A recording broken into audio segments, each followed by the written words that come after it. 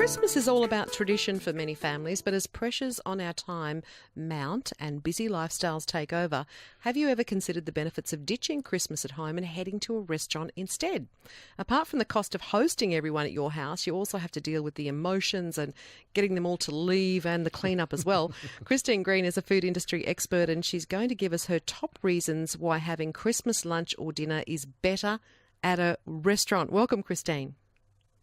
Hi, Kayley. Great to be on board. Hey, Christine. Rob Duckworth here. Now, tell us, why should we go to a restaurant for Christmas dinner or lunch? Well, I've analysed the top 13 reasons that I think that people should attend a restaurant. Yep. So I'll keep it nice and short and sweet. Okay. So I'll start with the home Christmas. A home Christmas is hot and sweaty. A restaurant has aircon and clean, comfy surroundings. A home Christmas takes lots of planning and time. But at a restaurant, the experts will do it all for you. Yeah. Now, a home Christmas, we all know, is overwhelming with workload.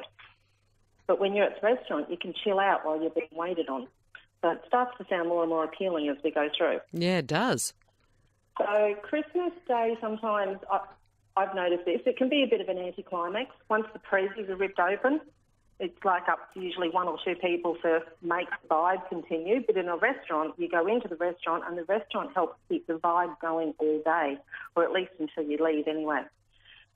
When you're at home, the feast usually doesn't fit in the fridge, and if people are bringing Esties and things to contribute. However, at a restaurant, they have massive cold rooms, lots of ice cold beverages, and it's all at your fingertips. Well, that's should be fresh food. Yeah, just jumping in there, Christine. That's one of the problems with the food side of things is over catering. A lot of people tend to over cater, don't they? And they end up eating ham for 6 months afterwards. Actually, I've got that as one of my pros or cons. I'm not sure if that's a good or a bad thing. If you go to a restaurant, there's no leftovers, so you might see that as a positive or a negative. Yeah. And you also, after the restaurant, hopefully the relatives go home to their house and not yours. Oh, that's an absolute bonus, especially if there's lots of cleaning to be done. So at a restaurant, you've got dish pigs, and they take care of all of that. But at home, it's usually grandma and mum dips up with the dishes, I'm afraid. There's a few other things. When you come to personalities as families on a Christmas Day, if you've got some people that are normally grumpy by nature, a hot, sweaty day, everybody coming together can often aggravate them. But when you go to a restaurant, you find people tend to put on better manners and they behave themselves in public, so it can give you a more positive experience. You know, Uncle Joe that likes to sit in the corner and unbuckle his pants and start to snore as his head nods, probably unlikely to do that in a restaurant as well. No, Christine. Well, you'd hope not. We'd be arrested. That's me. Okay. I was going to say that's me too, but that's not good for me. Yeah, what else? Being at home brings lots of love, hugs and memories. You know, if you look back to when you were kids and you went to Grandma's house for Christmas Day, I mean, they're irreplaceable. They're absolutely fantastic memories. But is there anything wrong with adding another dimension to the annual thing that we do to get together, to ignite some new memories, bring in some more relaxed conversation, and another way to experience joy in each other's company. And I think just taking it out of the home environment, even if you just do it once, can just break that habit, I think, that we all get into as family. We've actually had a member of our family take a branch of the family away on a cruise this year, and they're very excited to be going on a cruise for Christmas Day with their extended family, and we're certainly going to miss them around home. But I think I'm a bit jealous. It sounds like a really good way to spend Christmas Day. Yeah, I think there was a time where if you weren't, at home with your family on Christmas Day, you were, seen as a Christmas orphan. If you had to go to a restaurant, it was because you had nowhere else to go. But that's completely changing now, isn't it? Because so many, big hotels and clubs are open on Christmas Day and doing a fantastic Christmas lunch. Yeah, and if you want to look up anywhere that might be open in your area, so if anybody's familiar with any of the restaurant sites, if you look up Yelp, that's YELP, it has a really good Christmas list, and you can search by Brisbane, Sydney, Melbourne, or whatever area you're in, and it has quite a good active list of who's open on Christmas Day. So I'm from Brisbane, and I had a look at some of the restaurants that were open there, and they're good, reputable restaurants. So it's a website called Yelp, is it? Yes, correct. YELP. Okay, fantastic. Christine, have you ever done this? No, but I do go to a lot of restaurants because of the industry. Yeah. I'm in the food industry. Yeah. So it's actually special for us to be at home on Christmas Day. And by the time we have kids, and I've got 3 grandkids now, by the time they all come together, we can have a group of about 50 people. And it's quite large. But we do the swimming and the cricket, and the kids do a little pantomime, and it's evolved over the years. And the food varies depending on who's cooking. Actually, that's another benefit of a restaurant. You notice on Christmas Day when you put the feast out, everybody thinks they're a master chef.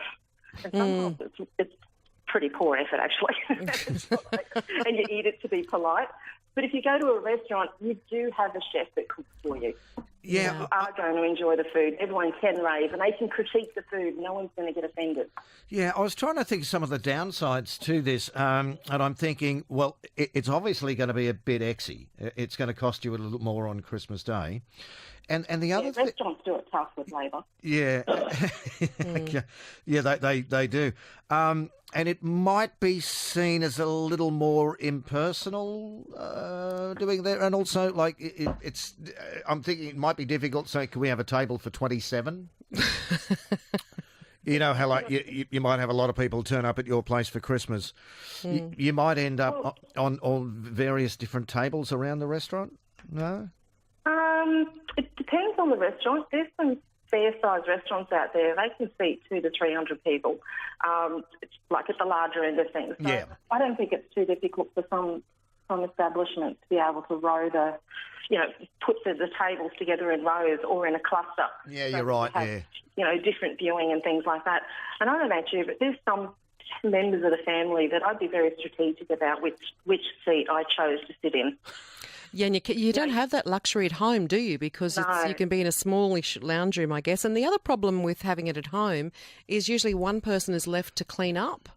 Or do all the logistics of it as well. And they become the person that's stressed. Yeah, and I was talking to some mums recently, but I was talking to some mums recently, and there was the odd one or two that did pop up and say, oh, no, I couldn't stand it if I didn't make everything for Christmas Day. I live and breathe the whole, all the excitement that leads up to Christmas Day, and I love to have everything cooked and planned, table decorated, and that's their passion. That's fine. That's fine if that's what you love to do. But it's nothing worse when you're sitting around the Christmas table, it's all over, and the host gets up and starts washing up. Then everyone else feels as though they should go and help, but nobody wants to because they've eaten too much.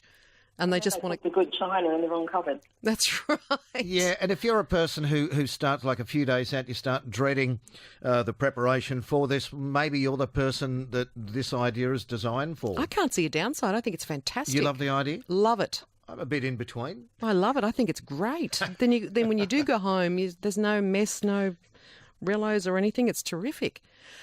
And I think once the day is classed is over, if you have that big Christmas lunch and everybody says their goodbyes, kisses and hugs, you can go home, put your feet up in front of the telly. Exactly.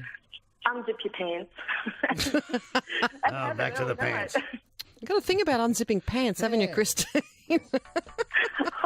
I'm not getting any skinnier as the years go by, I have to say. Oh, we're just kidding. Thank you so much. It's a very interesting chat, and we appreciate your time tonight. All right, have fun. Merry Christmas. Thank you, Christine Green there, food right industry expert. Back at you.